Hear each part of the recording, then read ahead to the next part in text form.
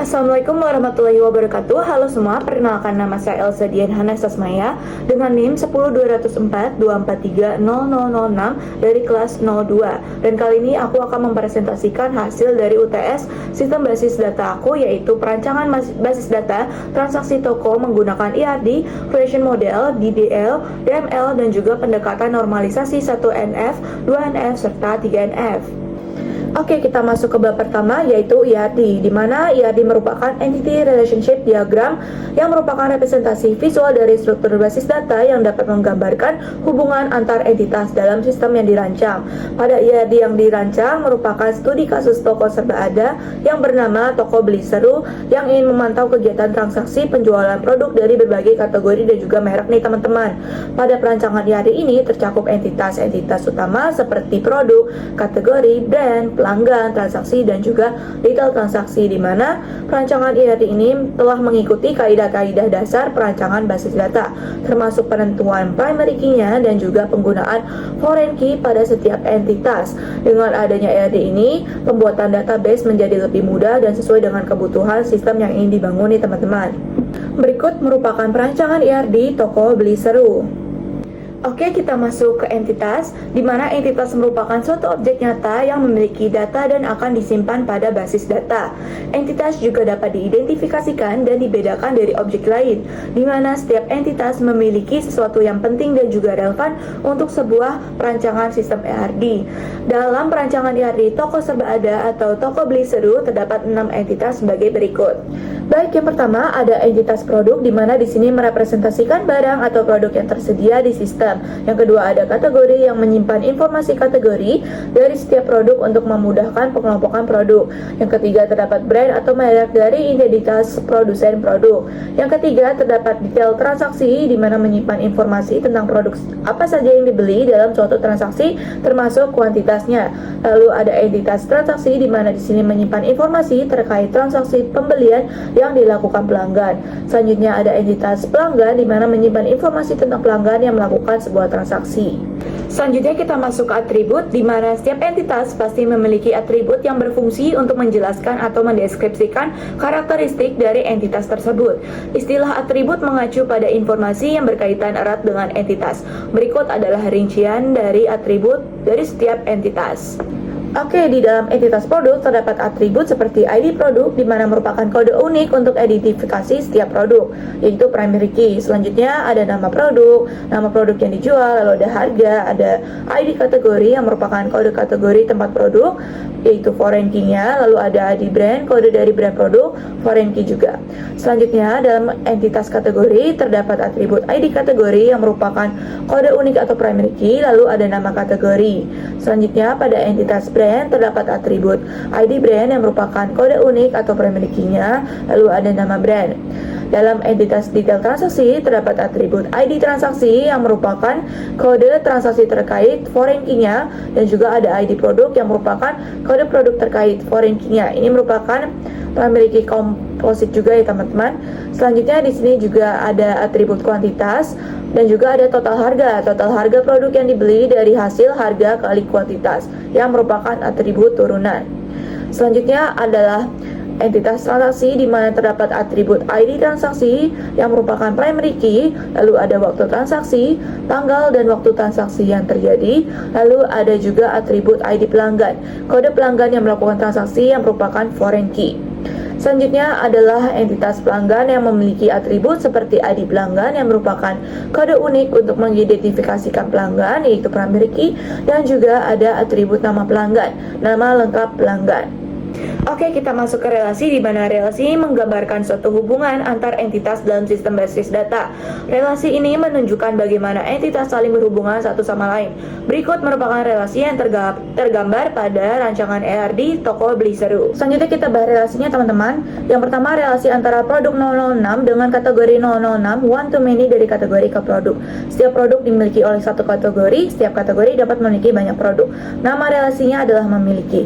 Selanjutnya ada relasi antara produk 000 0006 dengan brand 006. One to many dari brand ke produk. Setiap produk dimiliki oleh satu brand, setiap brand dapat memiliki banyak produk. Nama relasinya adalah memiliki. Selanjutnya adalah relasi antara produk 006 dan juga detail transaksi 006. One to many dari produk ke detail transaksi. Setiap produk dapat muncul dalam detail transaksi dan setiap detail transaksi mencatat satu produk. Nama relasinya adalah memuat. Selanjutnya adalah relasi antara transaksi 006 dan juga detail transaksi 006. One to many dari transaksi ke detail transaksi. Setiap transaksi dapat mencatat beberapa produk melalui detail transaksi. Setiap detail transaksi terkait pada satu transaksi. Nama relasinya adalah memuat. Selanjutnya adalah relasi antara transaksi 006 dan juga pelanggan 006. One to many dari pelanggan ke transaksi. Setiap transaksi dilakukan oleh satu pelanggan, setiap pelanggan dapat melakukan banyak transaksi. Nama relasinya adalah melakukan. Oke, kita masuk ke bab 2, yaitu relation model Toko Bliss-Drew, yang merupakan suatu hasil dari transformasi entity relationship diagram ke dalam bentuk relasi-relasi atau sebuah table-table yang merepresentasikan struktur basis data dalam bentuk yang lebih implementatif ya. Proses ini penting untuk memastikan bahwa semua entitas, atribut, dan hubungan yang telah dirancang dalam tahap ERD dapat direpresentasikan secara lengkap dan juga lebih efisien dalam sistem basis data relasional ya. Oke, kita lihat dalam bentuk relation modelnya ya teman-teman. Yang pertama, terdapat tabel pelanggan 006 di mana pemilikinya adalah ID pelanggan sebagai varchar 10, atributnya adalah ID pelanggan, nama pelanggan, dan fungsinya itu untuk menyimpan data pelanggan. Selanjutnya adalah tabel transaksi 006 di mana primary key-nya adalah ID transaksi varchar 10.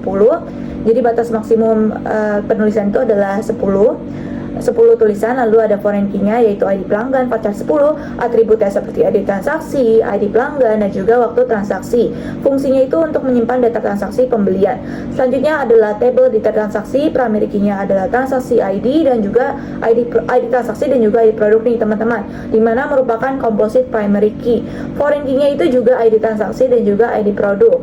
Atributnya ada ID transaksi, ID produk, kuantitas, dan juga total harga. Fungsinya itu untuk menjadi penghubung antara tabel transaksi dan juga tabel produk.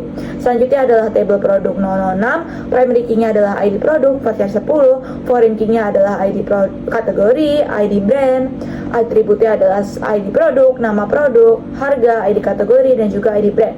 Fungsinya untuk menyimpan data produk yang dijual. Selanjutnya adalah ID kategori 006, primary key-nya adalah ID kategori, atributnya adalah nama kategori, fungsinya itu untuk menyimpan jenis atau kategori produk.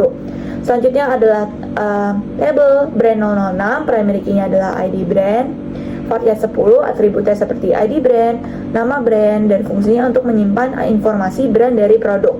Oke, cara bacanya yaitu pelanggan akan melakukan transaksi di mana transaksi ini memiliki detail transaksi. Detail transaksi ini mencakup isi dari data-data produk, di mana produk terdapat kategori dan juga merek atau brandnya ya teman-teman. Selanjutnya kita masuk ke bab 3 yaitu DDL dan juga DML. Yang pertama itu adalah kita akan membahas DDL, Data Definition Language, yang merupakan bagian dari bahasa SQL yang digunakan untuk mendefinisikan struktur basis data termasuk pembuatan, pengubahan, dan juga penghapusan tabel serta objek-objek lainnya pada basis data, di mana DDL memiliki peran penting dalam membentuk kerangka awal sistem basis data agar dapat digunakan dalam pengelolaan data secara lebih efektif. Oke, kita masuk ke dalam DDL-nya, di mana kita membuat database dulu dengan nama UTS Elsedian. Lalu kita menggunakannya dengan use UTS Elsedian. Yang pertama, kita membuat table, create table kategori 006, di mana isinya itu ada di kategori, varchar 10 sebagai primary key-nya, dan juga atribut nama kategori. Selanjutnya kita membuat table brand 006, di mana di sini ada atribut ID brand sebagai primary key, ada nama brand. Selanjutnya kita membuat table produk 006, create table produk 006, ada ID produk sebagai primary key, nama produk. Lalu ada harga, ID kategori, ID brand, dan juga foreign key-nya ID kategori yang mereferensi kepada table kategori 006. Selanjutnya juga ada foreign key-nya ID brand yang mereferensi ke table brand 006. Selanjutnya adalah kita membuat create table pelanggan 006, di mana di sini ada atributnya ID pelanggan sebagai primary key dan juga nama pelanggan. Selanjutnya kita membuat table transaksi 006. create table transaksi 006. Ada atributnya ID transaksi sebagai primary key, ada ID pelanggan, ada waktu transaksi, dan juga foreign key-nya ID pelanggan yang mereferensi ke dalam table pelanggan 006. Selanjutnya adalah create table detail transaksi, membuat table detail transaksi. Atributnya ada ID transaksi, ID produk, ada kuantitas, total harga, dan primary key-nya itu ada dua, ID transaksi dan juga ID produk yang merupakan komposit primary key. Foreign key-nya itu ada ID transaksi yang mereferensi kepada table transaksi, ada foreign key ID produk yang mereferensi ke table produk 006. Selanjutnya kita masuk ke DML, di mana DML merupakan data manipulation language Selanjutnya kita masuk ke DML, di mana DML merupakan data manipulation language, merupakan bagian dari SQL yang digunakan untuk mengelola data yang tersimpan dalam tabel basis data. Berbeda dengan DDL yang berfokus pada struktur database, DML ini berfungsi untuk melakukan manipulasi terhadap isi tabel seperti menambahkan, mengubah, menampilkan, dan juga menghapus data. Nah, perintah-perintah utama dalam DML itu ada insert untuk menambahkan data baru ke dalam table, ada select untuk menampilkan data dari table, ada update untuk mengubah data yang sudah ada, dan juga delete untuk menghapus data dari table. Berikut penggunaan DML dalam toko serba ada bernama Beli Seru. Kita masuk ke DML ya teman-teman, di mana di dalam DML kita menggunakan perintah insert into, perintah yang digunakan untuk menambahkan data baru ke dalam table. Contohnya yang pertama itu dalam table kategori 006, insert into kategori 006, menambahkan 5 kategori produk seperti makanan instan, minuman, buah dan sayur, rumah tangga, dan juga kecantikan. Selanjutnya insert into brand 006 dalam table brand 006, menyimpan data brand atau merek dari produk seperti Indofood, Nestle, ABC, PNJ, Unilever. Selanjutnya dalam table produk 006, insert into produk 006, menambahkan produk dengan nama dan juga harganya seperti mie goreng, susu UHT, sabun mandi, roti coklat, dan juga beras 5 kg. Di sini ada harganya ya teman-teman. Selanjutnya ada tabel pelanggan 006, di mana di sini menyimpan daftar pelanggan yang akan melakukan transaksi seperti Dani, Nindi, Elsa, Gianda, dan juga Fatih. Selanjutnya adalah tabel transaksi 006, insert into transaksi 006. Di sini mencatat data transaksi yang digunakan dengan pelanggan. Ada tanggalnya, bulan, tahun, dan juga jamnya.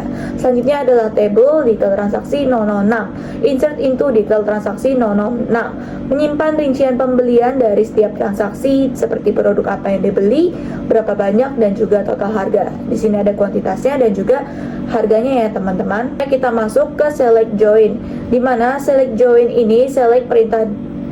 Selanjutnya kita masuk ke select join. Select merupakan perintah yang digunakan untuk mengambil dan menampilkan data dari satu atau lebih table, di mana join digunakan untuk menggabungkan data dari beberapa table yang saling berkaitan. Bisa dilihat di sini ada select, kita memilih dari ID transaksi, waktu transaksi, ID pelanggan, nama pelanggan, sampai ke nama brand dari transaksi 006. Lalu kita join pelanggan 006, detail transaksi, produk, kategori, dan juga brand.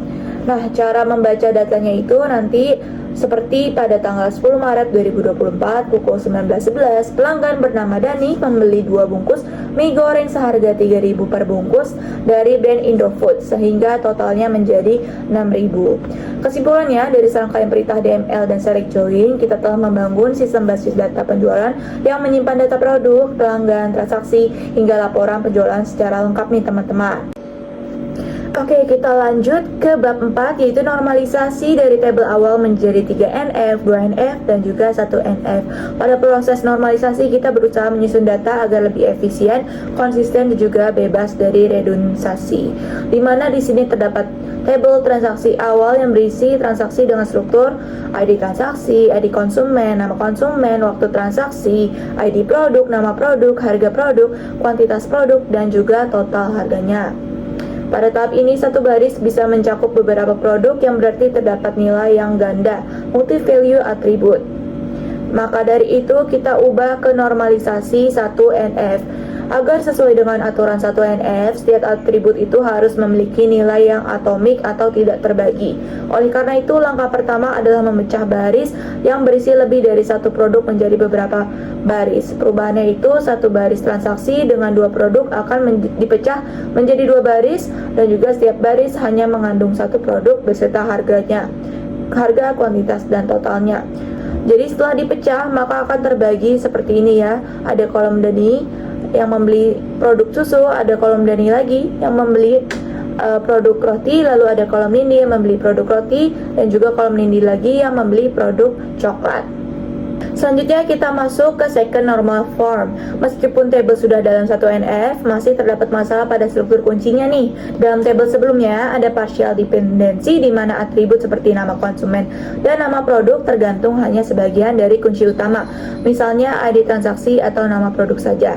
Ini melanggar prinsip 2NF yang mengharuskan semua atribut non kunci tergantung sepenuhnya pada kunci utama. Oleh karena itu, tabel dipecah menjadi beberapa entitas seperti tabel konsumen, ID konsumen, nama konsumen, ada tabel produk, ID produk, nama produk, harga, ada tabel transaksi, ID konsumen, waktu transaksi, dan juga tabel detail transaksi, ID transaksi, ID produk, kuantitas, dan total. Dengan struktur ini, data yang berulang seperti nama konsumen dan nama produk tidak lagi disimpan berulang-ulang di tiap transaksi ya teman-teman. Ini telah meminimalkan redundasi dan memudahkan pengelolaan data. Selanjutnya kita masuk ke third normal form atau normalisasi 3NF. Walaupun struktur data sudah efisien, masih ada transitive dependency pada tabel detail transaksi. Kolom total tergantung pada harga dan kuantitas, bukan langsung pada kunci primer. Ini membuat penyimpanan kolom total tidak efisien karena nilainya bisa dihitung setiap saat. Solusinya itu kita menghapus kolom total dari tabel detail transaksi dan sistem akan menghitung total saat dibutuhkan dengan rumus harga kali kuantitas. Itu di sini ada tabel konsumen, tabel produk, di tabel transaksi, tabel detail transaksi. Tapi kita menghapus kolom total. Kita menghilangkan transitive dependency. Data akan menjadi lebih bersih, terhindar dari redundansi, dan lebih mudah dipelihara. Maka struktur ini sudah mencapai third normal form. Aku rasa itu aja untuk presentasi hasil dari UTS sistem basis data aku. Wassalamualaikum warahmatullahi wabarakatuh. Terima kasih karena telah menonton ya semua.